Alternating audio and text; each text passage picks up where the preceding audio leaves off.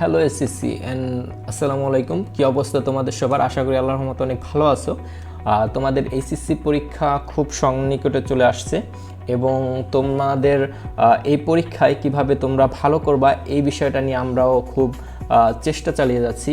তারই ধারাবাহিকতায় আজকে তোমাদের ইংলিশ ফার্স্ট পেপারের একটি গুরুত্বপূর্ণ টপিক গ্রাফ চার্ট, এইটা নিয়ে মূলত আলোচনা করব এবং এই টপিকে কিভাবে তোমরা ফুল মার্ক গ্যাদার করতে পারো সে বিষয়টা নিয়ে আজকে ভিডিও জুড়ে বিস্তারিত আলোচনা করব। দেখো, আমি তোমাদেরকে এখানে একটা ফরম্যাট দিয়ে দিয়েছি যে একটা ফরম্যাট দেওয়া এই ধরনের গ্রাফ চার্টে তুমি কিভাবে ফুল মার্ক তুলবা। দেখো, যদি তুমি গ্রাফ চার্টে ফুল মার্ক তুলতে যাও তাহলে তোমাকে কয়েকটা বিষয় খেয়াল করে তারপর লিখতে হবে। যেমন ইন্ট্রোডাকশন, যে টপিক সম্বন্ধে গ্রাফ চার্টটা আসবে সেটা লিখতে হবে 1 থেকে 2 লাইনের মধ্যে, এবং হাইস্ট পয়েন্ট এবং লোয়ার পয়েন্টটা তোমাকে উল্লেখ করতে হবে। এবং তোমাকে এখানে যদি বৃদ্ধি পায় তাহলে ইনক্রিজ লিখতে হবে, যদি কমে তাহলে হচ্ছে ডিক্রিজ লিখে এখান থেকে তোমার মূল তথ্যগুলো সামনে নিয়ে আসতে হবে। এবং ওভারঅল ট্রেন্ড, এইখানে দেখো এই যে বাড়া কমা এগুলোর ওভারঅল ট্রেন্ডটা তোমাকে সামনে নিয়ে আসতে হবে, লিখতে হবে। এবং কনক্লুশন অর্থাৎ সারসংক্ষেপ বা উপসংহার যেটা, এইটা তোমাকে 1 লাইন বা 2 লাইনের মধ্যে শেষ করতে হবে।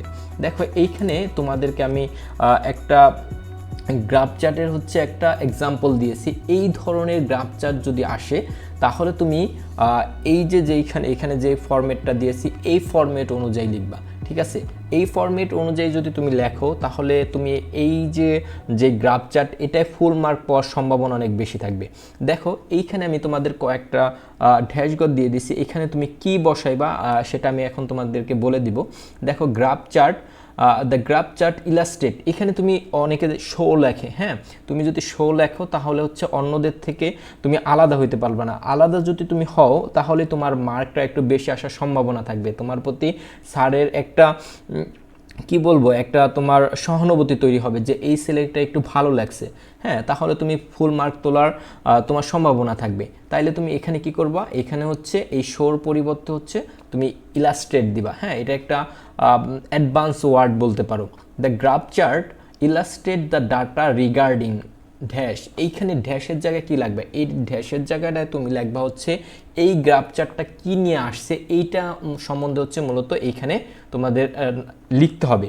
এইখানে যে ড্যাশবোর্ডটা দেওয়া আছে এখানে আমরা হচ্ছে আমাদের এই যে চার্ট গ্রাফ চার্ট এটা যেই সম্বন্ধে আসছে এখানে হচ্ছে সে নামটা লিখে দিতে হবে। এখানে আমরা নামটা কোথায় পাবো, এই যে দেখো দ্য শো, এরপরে দেওয়া আছে the gradual rich in the internet user in Bangladesh. তাহলে আমরা এখানে কি লিখবো যে দ্য গ্রাজুয়াল, জি আচ্ছা ছোট হাতে সব হবে, the gradual, GRADUAL, gradual rich, RICH in the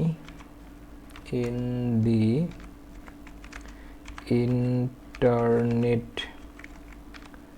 users users in Bangladesh।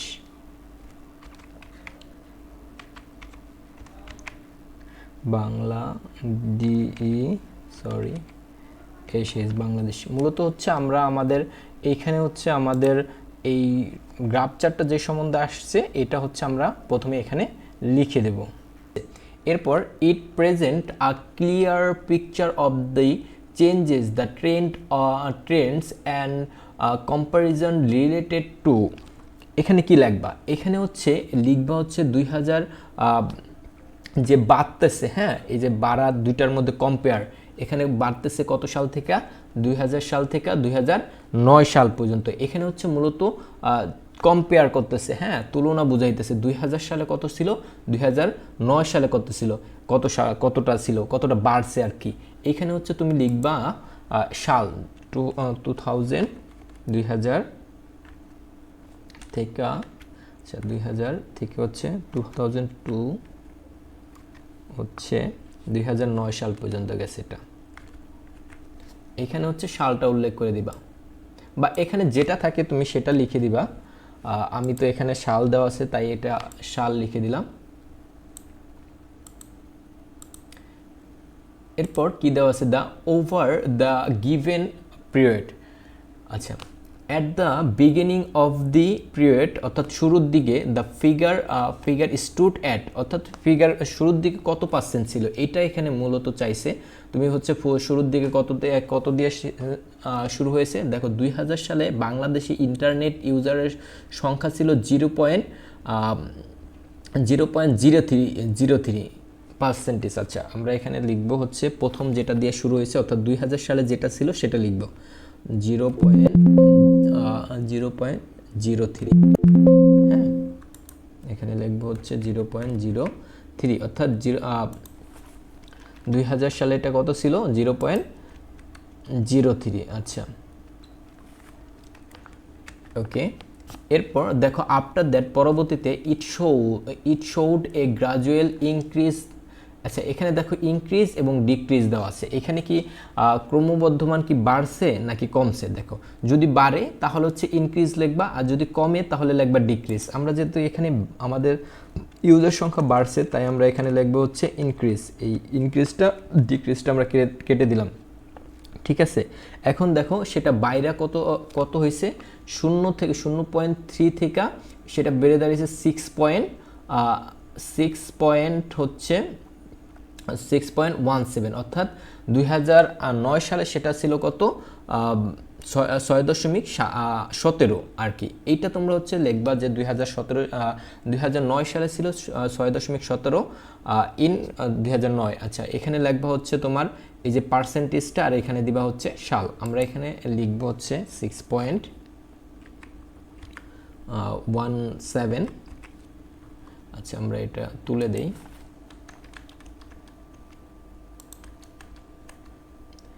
আচ্ছা, ইন কত সালটা লিখবা, এখানে ইনের পরে সবসময় সাল হয়, এই জিনিসটা মনে রাখবা, 2009। আচ্ছা, during the following years the trend continued with some noticeable changes. In certain years the rate increase rapidly. আচ্ছা, দ্রুত বৃদ্ধি পাচ্ছে আমরা দেখলাম যেটা, while in others it remained stable or experienced slight fluctuation. According to graph chart, the highest figure was recorded in হচ্ছে এখানে সাল লিখতে হবে। হ্যাঁ, এখানে দেখো সর্বোচ্চ কত ছিল। আচ্ছা, দেখো হাইয়েস্ট পয়েন্ট অর্থাৎ এই যে 6.17 এটা কত সালে ছিল, এখানে মূলত হচ্ছে সাল চাইছে, তুমি এখানে কি লাগবা সাল লাগবা, ঠিক আছে। এখানে তোমার সর্বোচ্চ ছিল 2009 সালে। এটা আমরা এখানে এটাকে লিখে দেই 2009 সাল, ঠিক আছে। তোমাদেরকে আমি বারবার একটা কথাই বলে দিচ্ছি, এই ফরম্যাটটাই তুমি হচ্ছে ইউজ করবে। এখানে যত সাল চেঞ্জ করুক বা তোমার হচ্ছে সংখ্যা চেঞ্জ করুক, তোমরা হচ্ছে এইটা অনুযায়ী বসাইবা, ঠিক আছে। Whereas the lowest figure was observed in. আচ্ছা, দেখো সবচেয়ে কম অর্থাৎ সবচেয়ে কম ছিল কখন, এই যে 2000 সাল থেকে 2009 সাল পর্যন্ত বাংলাদেশে ইউজার সংখ্যা দেওয়া ছিল, এখানে দেওয়া আছে। হ্যাঁ, সবচেয়ে বেশি ছিল 2009 সালে এবং সবচেয়ে কম ছিল কত সালে 2000 সালে, অর্থাৎ লোয়েস্ট ফিগার সবচেয়ে নিম্ন কত সালে ছিল, এটা মূলত এখানে বলছে। হ্যাঁ, আমরা এখানে দিব হচ্ছে 2000 সাল 2000। ওকে, আচ্ছা। A comparison of the data clearly indicates that there was a considerable difference between the highest and lowest point.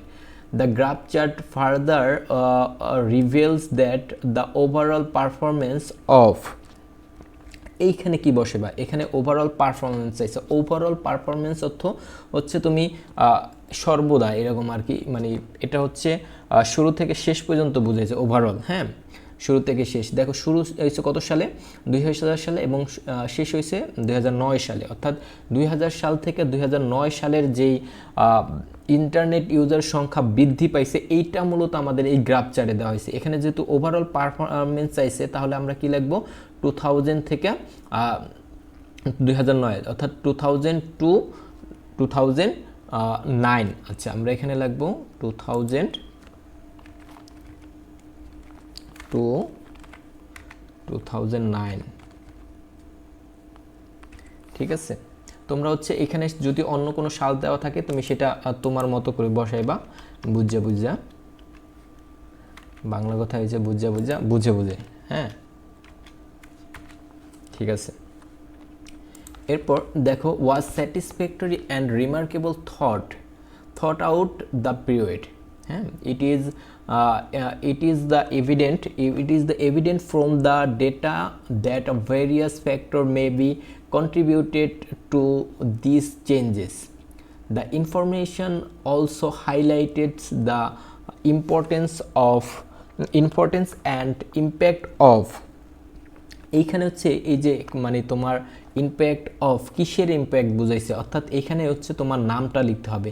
আমাদের এই যে যেই গ্রাফটা, এটা মূলত কি সম্বন্ধ আছে, এইটার যে প্রভাব, ইম্প্যাক্ট ইম্প্যাক্ট হচ্ছে প্রভাব, এইটার যে প্রভাব এইটা এখানে চাইছে মূলত। ঠিক আছে, ইন দি গিভেন কনটেক্সট, এখানে হচ্ছে তোমার এই যে যেই গ্রাফটা আসছে এটা মূলত কোন সম্বন্ধে আসে, এই যে এই সম্বন্ধটা তোমাকে এখানে লিখে দিতে হবে। তাহলে আমাদের এখানে গ্রাফ চার্টটা কি সম্বন্ধে আসছে, দা ইন্টারনেট ইউজার ইন বাংলাদেশ, এখানে লিখবা দা, আচ্ছা এখানে ছোট হাতের হবে, দা internet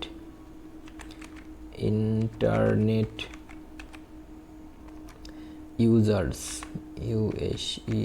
user in Bangladesh, BANGLADESH, Bangladesh. হ্যাঁ, তাহলে হচ্ছে আমরা এখানে নাম লিখে দিলাম।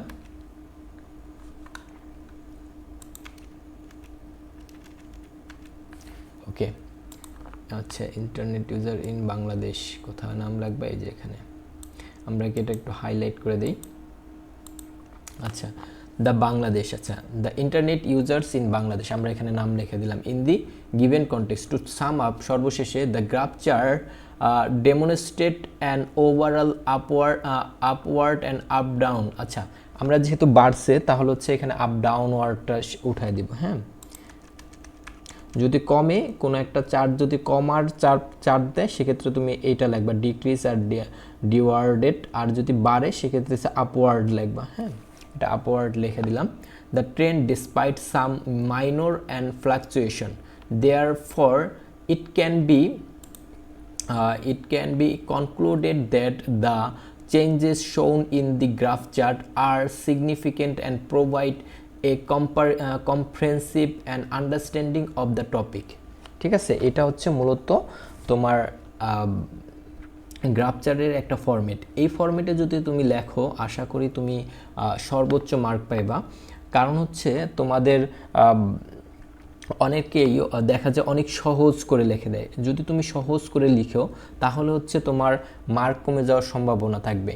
ঠিক আছে, তুমি যদি সহজ ওয়ার্ড ব্যবহার করো সেক্ষেত্রে তোমাকে মার্ক খুবই কম দিবে। যদি তুমি একটু ভারী ওয়ার্ড লেখো সেক্ষেত্রে তোমার এখানে সর্বোচ্চ মার্ক পাওয়ার সম্ভাবনা থাকবে। তুমি এই ফরম্যাটটা যদি মুখস্থ করো সেক্ষেত্রে তোমার জাস্ট হচ্ছে 4টা বা 5টা জায়গায় তোমার হচ্ছে কি করতে হবে, একটু চেঞ্জ করতে হবে। হ্যাঁ, যা আছে একটু ইনফরমেশনটা চেঞ্জ করতে হবে, বাকি যা থাকবে তাই লিখে দিতে হবে। যদি তুমি এতটুকু পড়তে পারো তাহলে তোমার এই যে ফ্লো চার্ট, এটার যে মার্ক, এই মার্কটা সম্পূর্ণ পেয়ে যাবে। আশা করি তোমরা এটা মুখস্থ করবা এবং এখান থেকে সর্বোচ্চ মার্ক তুলবা। আচ্ছা, এরপর এই ধরনের যত গ্রাফ চার্ট আসবে মূলত এইটা দিয়েই তোমরা লেখার চেষ্টা করবা। আজকের ভিডিওটা এই পর্যন্তই। সকলে ভালো থেকো, সুস্থ থেকো, আল্লাহ হাফেজ।